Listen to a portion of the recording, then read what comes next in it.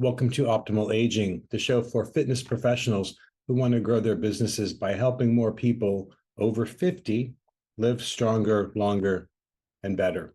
I'm your host, Jay Croft of Prime Fit Content. And today I'm talking about one of those big picture topics that applies to just about everything: fitness, business, relationships, money, you name it. And that topic is consistency. Maybe the better title would be what I'm learning about consistency and myself in 2025, including where I'm still falling short. Let's get into it.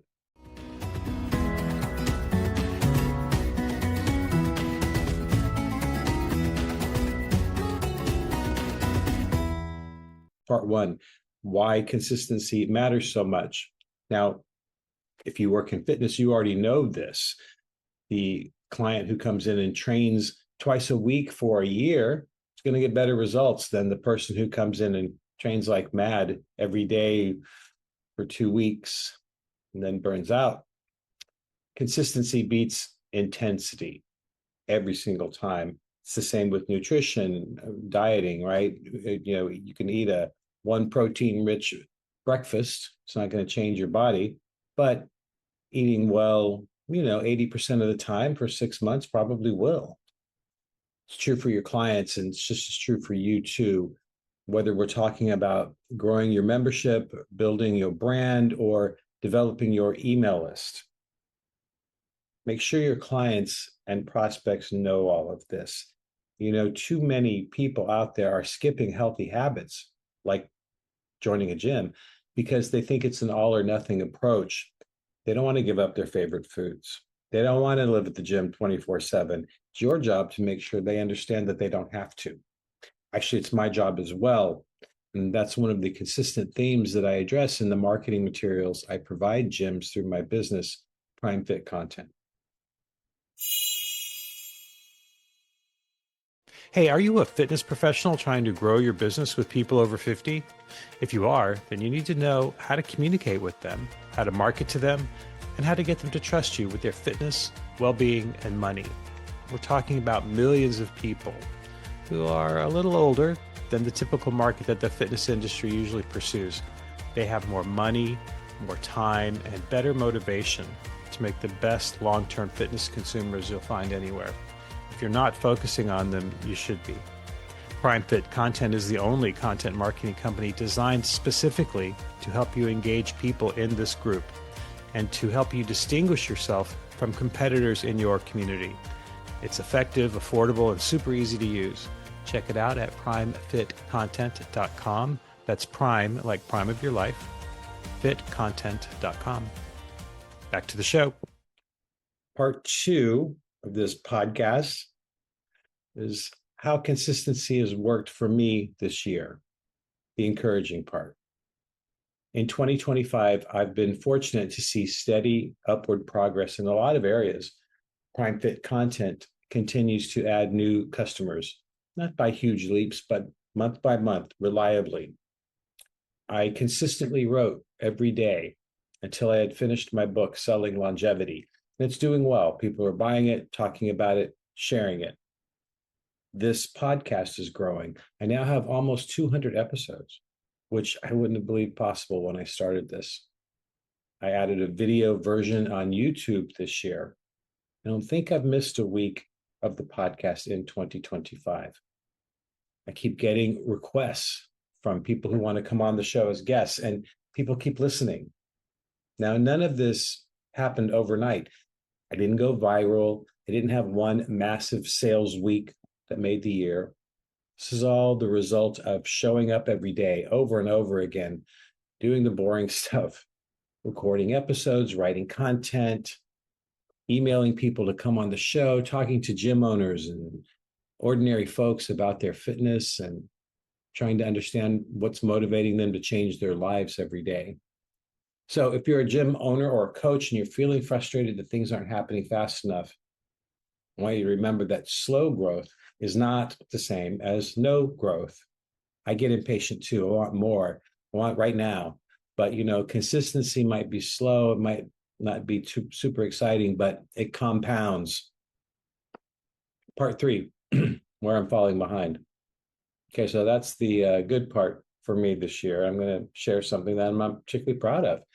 Despite everything I know of, despite everything I tell you to do, there is one area where I'm really inconsistent, and that is emailing my own prospect list of gym owners who could become paying customers of mine at Prime Fit Content.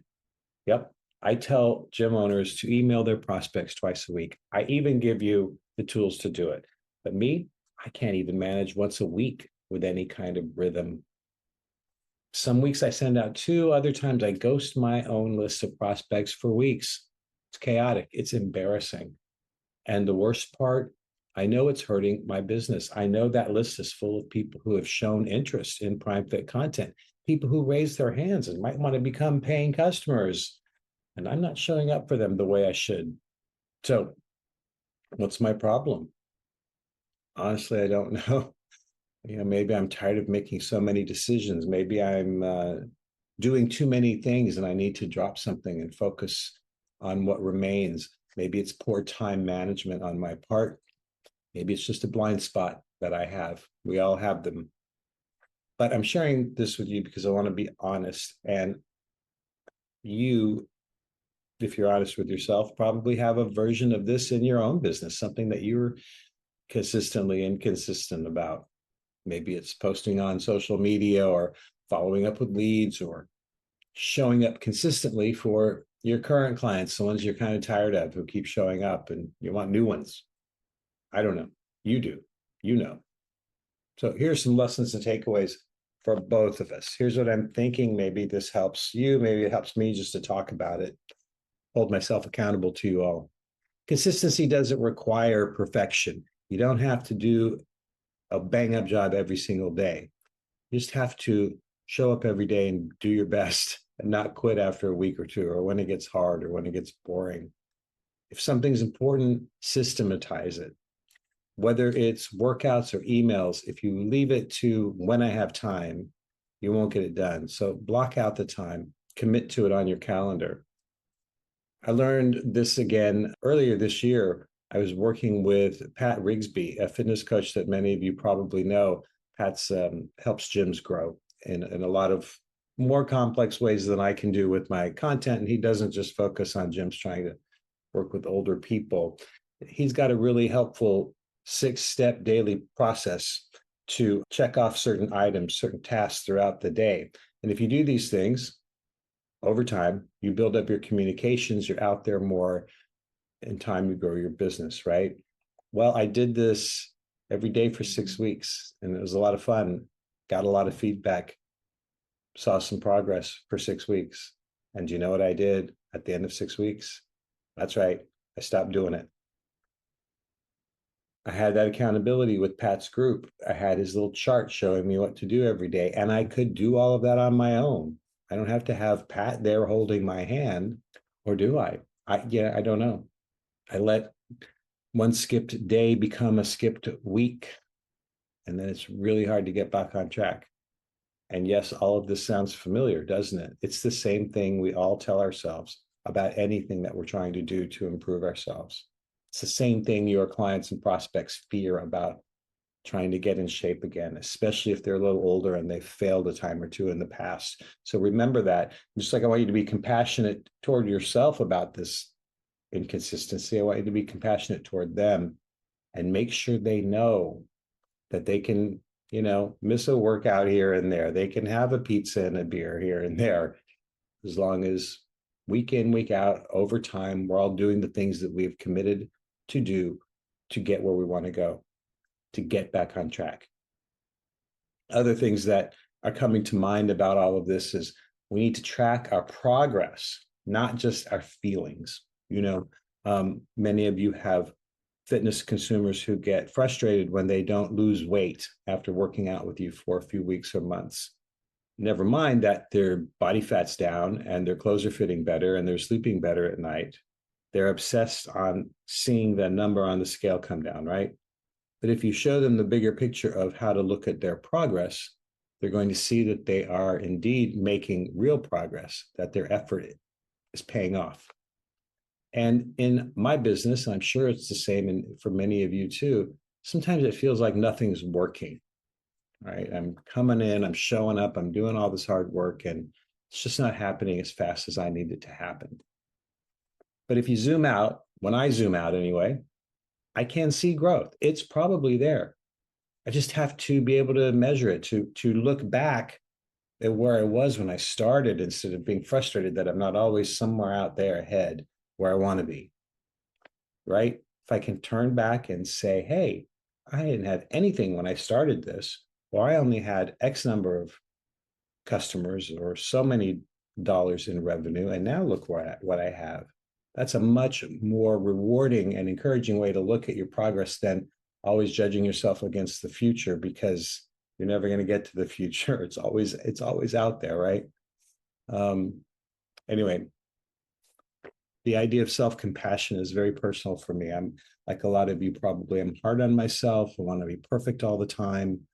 And I speak to myself more harshly than I speak to friends. You do this too? Well, I want you to back off yourself a little bit and try some self-compassion. I can be hard on myself about missing these emails to my prospects. It's not going to make me send any more, is it? But staying curious about how my mind works, about how my daily and weekly schedule comes together, about where I can move this and cut back on that and get some help with certain tasks. Maybe those things, maybe that's where a solution is. I'm going to keep looking. I don't know. So here's the big takeaway. If you want to grow your gym, if you want to serve more people over 50, if you want to build a business you can be proud of, you don't need magic one day. You don't need a shot of excitement once a year.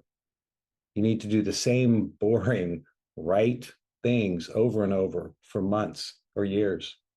You're going to do them imperfectly, but if you do them persistently, consistently over time, they will pay off.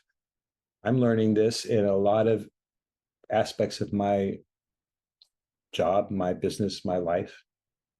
Some of it's a little harder than others. And I hope that what I've been sharing with you encourages you to take a look at what you're up to as well and see where you can improve, but also where you're doing a good job. Because optimal aging is not a sprint, is it? No, it's a marathon. So let's not beat ourselves up over perceived failings every day. Let's look at how we're doing in the long run. Now, if you've enjoyed this episode, please share it with another coach or gym owner or health and wellness professional who's in this for the long haul. And listen, if you have tips how you stay consistent with your emails or your marketing or your any business function, shoot me a message. I'd love to hear it. I'll be back next week with an enlightening interview about a nationwide fitness chain that has decided to hone its message toward our beloved older market. See you then.